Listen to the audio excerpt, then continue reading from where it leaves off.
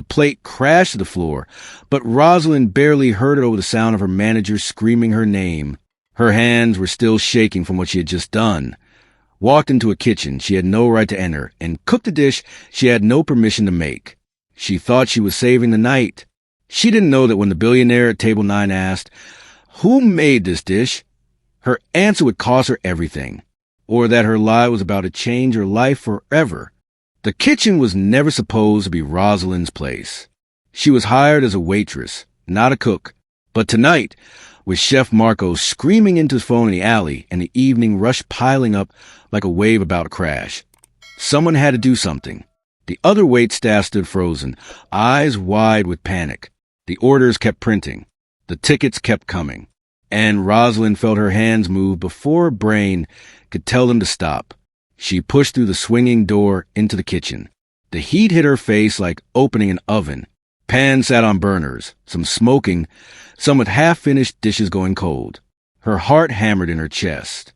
She had cooked for years. Not here, not in restaurants like this, but in the tiny apartment she shared with her daughter, Bree. In the house she grew up in before everything fell apart. She knew how to make food that mattered. Food that meant something. She grabbed a pan. Her hands remembered what to do. She chopped garlic fast, the knife moving in rhythm. Butter hit the heat and sizzled.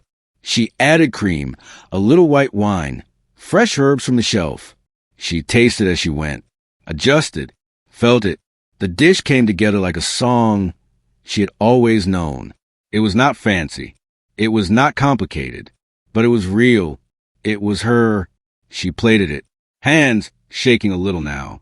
She wiped the edge of the plate clean and set it on the pass. Then another, then 3 more. The orders kept coming, and she kept moving. Her back ached. Her feet burned. But she did not stop. By the time Chef Marco came back inside, red-faced and reeking of cigarettes, half the tables had been served. He stared at the tickets, at the plates going out, at Rosalind standing there with a ladle in her hand and sauce on her apron. He did not say, "Thank you." He just narrowed his eyes and told her to get back on the floor. She nodded. She always nodded. That was what people like her did. She wiped her hands and walked back out into the dining room, where the noise of voices and clinking glasses swallowed her whole. But one table noticed. One man noticed. He sat alone near the window. Tall, sharp suit. The kind of suit that cost more than her rent. His hair was dark and swept back. His watch caught the light every time he moved his wrist. He was the kind of person Rosalind usually tried to avoid. Rich people made her nervous. They looked at her like she was invisible. Or worse, like she was something in the way. But tonight, when she brought water to his table, he looked up, and he did not look through her. He looked at her. "Excuse me," he said. His voice was calm, deep. "This dish." He pointed at the plate in front of him, the one she had made. "Who made this?" Rosalind froze. Her throat went tight. The kitchen, sir. Chef Marco." He tilted his head, studying her. "Are you sure?" Her palms started to sweat. She could feel the eyes of the other waitstaff on her. She could feel the manager, Leon, watching from the bar. Leon was always watching, always waiting for someone to mess up, so he could swoop in and remind them how replaceable they were. "Yes, sir," she said quietly. "Chef Marco." The man did not say anything else. He just looked at her a moment longer. Then he nodded and went back to his meal. Rosalind walked away fast. Her heart would not slow down. She did not know why she lied. Maybe because telling the truth felt dangerous. Maybe because she learned a long time ago that people like her did not get credit. They got blamed. The rest of the shift blurred together. She carried plates, refilled drinks, smiled when she did not feel like smiling. Her feet screamed. Her shoulders ached. By the time the last table left, it was nearly midnight. She was wiping down a booth when Leon appeared beside her. He smelled like cologne and something sour underneath. "Rosalind," he said. "Not kindly. Never kindly." She straightened up. "Yes." "That guy at table 9. The one in the suit. You know who that was." She shook her head. Leon laughed. It was not a nice sound. That was Thaddeus Crane. as in Crane Industries, as in Billionaire, as in someone we do not lie to. Her stomach dropped. I did not. He asked Chef Marco about the dish. Marco told him the truth, that you made it. Leon stepped closer. His voice dropped. You made me look like an idiot, Rosalind. You went into that kitchen without permission. You cooked food without training. You could have gotten us shut down. I was trying to help, she said. Her voice came out smaller than she wanted. Chef Marco was gone. The orders were piling up. I do not care, Leon snapped. You are a waitress, not a cook. You do not get to make those decisions. She bit the inside of her cheek. She wanted to say so many things. She wanted to scream, but she needed this job. She needed every paycheck. Bree was starting school soon. The rent was already late. She could not afford to lose this. I am sorry, she whispered. Leon stared at her. Then he sighed. Clean up and go home. We will talk about this later. She nodded. He walked away.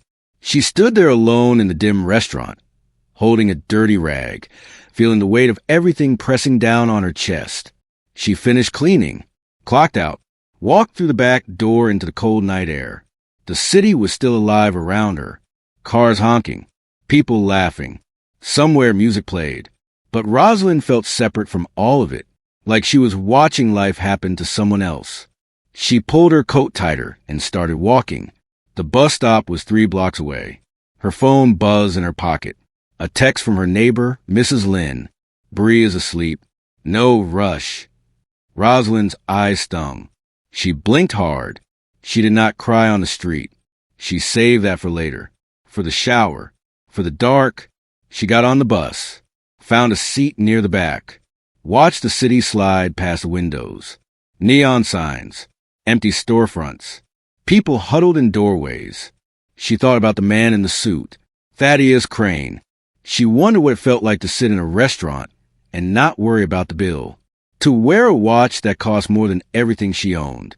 To have a name that made people nervous. She wondered what he thought of her dish. If he liked it. If it mattered. Probably not. People like him did not remember people like her. The bus stopped. She got off. Walked the last 2 blocks to her building. The elevator was broken again. She took the stairs. 4 flights. Her legs burned. She unlocked the doors quietly as she could.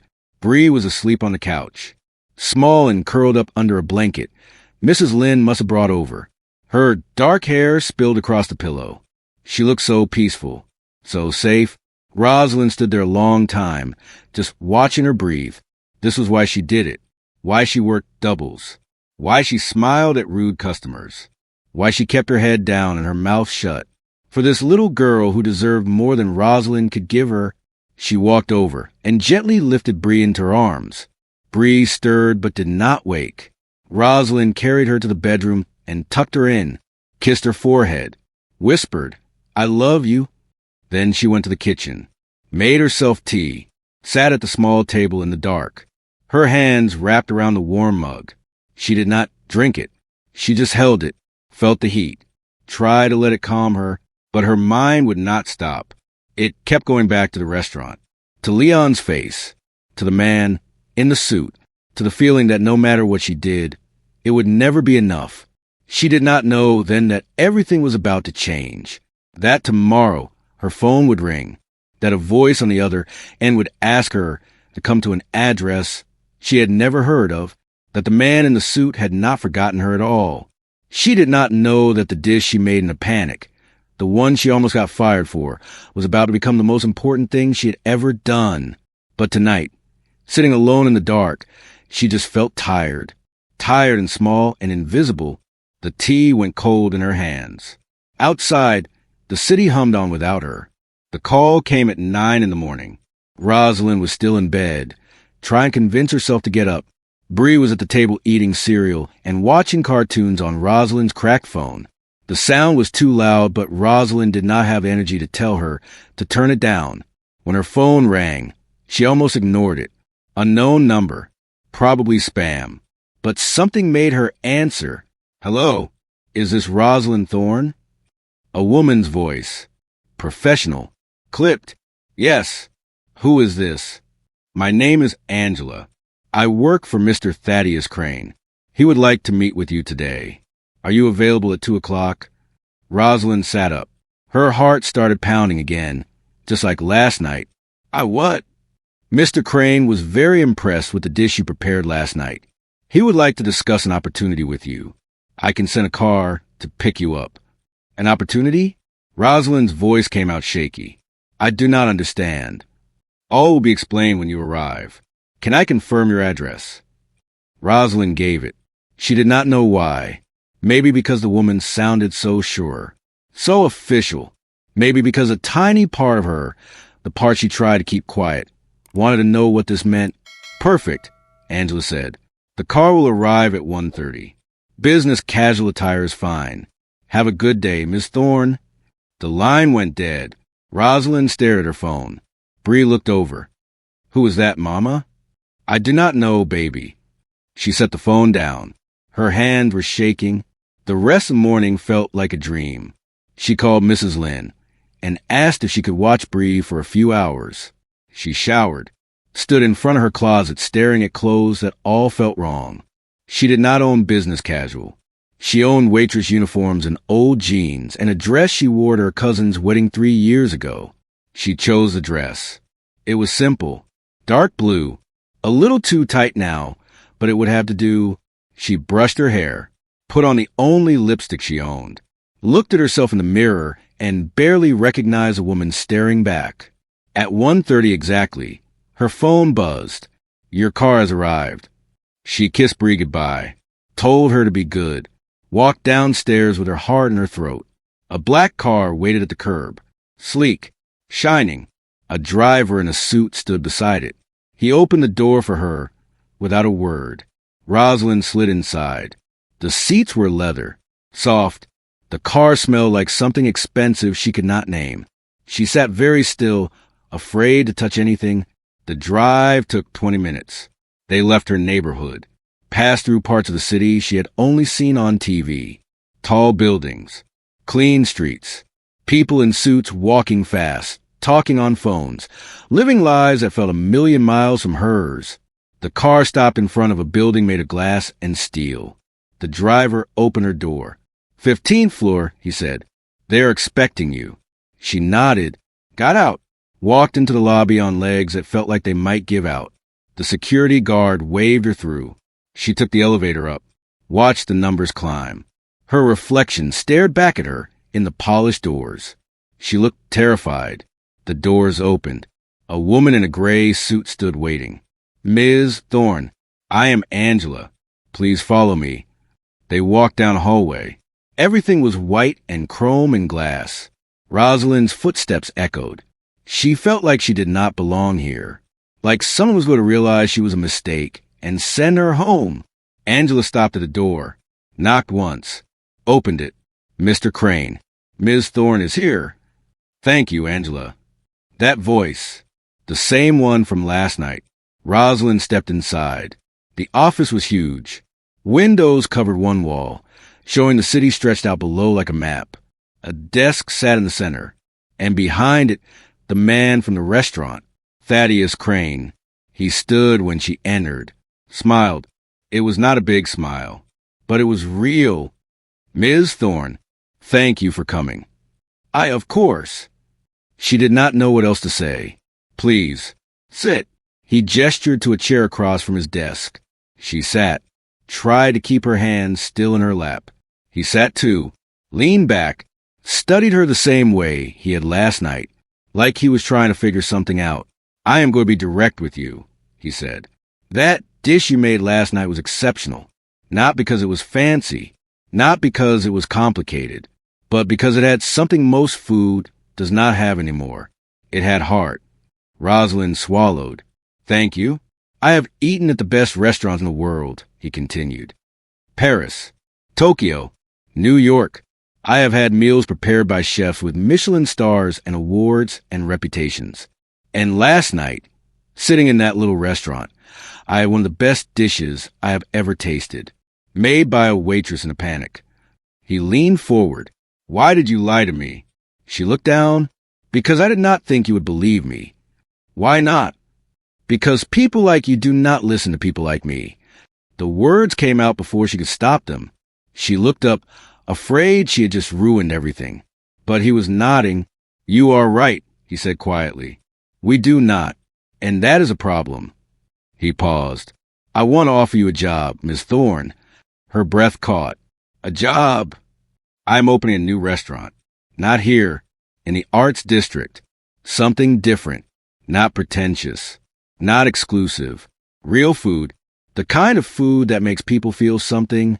I need someone to run the kitchen, not a celebrity chef, not someone trying to prove something. Someone who understands what food is supposed to be. He looked at her. I think that is you. Rosalind could not breathe, could not think. I am not a trained chef. I never went to culinary school. I just cook at home. For my daughter. I do not care about culinary school, he said. I care about talent. I care about passion. I saw both in that dish. He slid a folder across the desk. This is the offer. Salary, benefits, creative control over the menu. You would have a team, a real kitchen, everything you need. She opened the folder with shaking hands, saw the number. Her vision blurred. It was more money than she had ever made in a year. In 2 years. I do not understand, she whispered. Why me? Because you made something beautiful without thinking about it. Because you did not do it for recognition or money or fame. You did it because it needed to be done. That is rare, Ms. Thorn. Rarer than you know. She looked up at him. This man she did not know. This billionaire who could have anyone. What if I fail? Then you fail, he said simply. But I do not think you will. She sat there, holding the folder, feeling the weight of a choice she never thought she would have to make. Part of her wanted to say yes immediately, to grab this chance with both hands and never let go. But another part, the part that had been beaten down by years of struggle and disappointment, whispered that this was too good to be true, that people like her did not get opportunities like this. Can I think about it? She asked. He smiled again. Of course. Take a few days. But Ms. Thorn, he stood, walked around the desk, looked down at her with something that might have been respect. Do not let fear make this decision for you. You have a gift. The question is whether you are brave enough to use it. She left the office in a daze, rode the elevator down, got in the car, went home. Mrs. Lynn asked how it went, and Rosalind could not even answer. She just hugged Bree and sat on the couch and stared at the folder in her hands. That night, after Bree was asleep, Rosalind went to the kitchen. She made the dish again, the same one from the restaurant. She plated it carefully, sat down, took a bite, and she tasted what he had tasted. Something she had been putting into her food for years without realizing. Love, memory, hope. All the things she could not say out loud, she had been saying with every meal she made. She thought about Bree, about the life she wanted to give her, about all the time she had been told no, all the time she had been invisible. She thought about the man in the suit who had seen her when no one else did, and she made her choice. The next morning, she called the number Angela had given her. Her hands were steady this time. I accept, she said. 3 months later, the restaurant opened. It was called Thorn. Her name, on a sign, in lights. The line went around the block on the first night. Food critics came. Bloggers came. People came because they heard something special was happening. And it was. Rosalind stood in her kitchen, her real kitchen, with a team that listened to her. She created dishes that told stories. That meant something. And people felt it. They tasted it. They came back. Thaddeus Crane came too. Sat at the same table every time. Ordered whatever she made. And when she came out to check on him, he would look up and smile. Not like a billionaire. Not like a boss. Like someone who understood what it meant to take a chance on something real. One night, after the last guest had left, Rosalind stood alone in the dining room. The lights were low. The tables were clean. Everything was quiet. She thought about the girl she had been 3 months ago. Tired. Invisible. Afraid. And she thought about the woman she was now, still tired sometimes, still afraid sometimes, but no longer invisible. She had been asked a simple question: who made this dish? And the answer had changed everything. She had been asked a simple question that night: who made this dish? And the answer had changed everything. Sometimes all it takes is one person see you, really see you, when you thought you were invisible. Sometimes the bravest thing you can do is believe you deserve the chance you've been given. What would you do if someone believed in you when you didn't believe in yourself? If this story touched your heart, hit that like button, share it with someone who needs hope today, and subscribe for more inspiring stories that remind us all your breakthrough might be just one moment away.